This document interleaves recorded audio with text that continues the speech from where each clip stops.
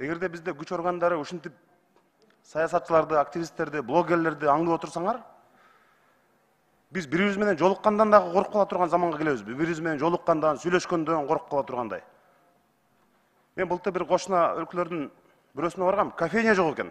Анткени ошол жердеги адамдардан алар күмөн кылат экен да. Булар чогулду, значит, бирдеме менен сүйлөшүп атат деп. Мына ошого барабызбы Кыргызстан? Эми биз эмнени сүйлөшөбүз? Биздин ниетибиз ак. Эмнени ойлосок, эмне жакпай атса, сиз болобу, министрби, президентпи, премьер-министрби, мына микрофонубуз турат, биз ачыгын айтабыз силерге.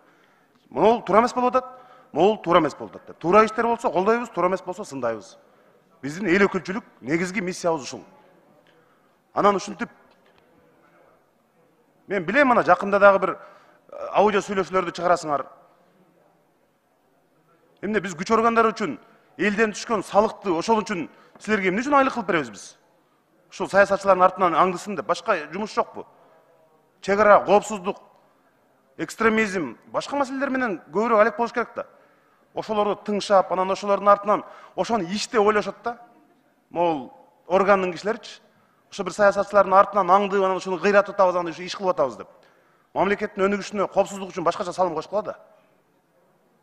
Көпчүлүгү бүт мындай бир сабатсыз адамдар жумушка орношкон.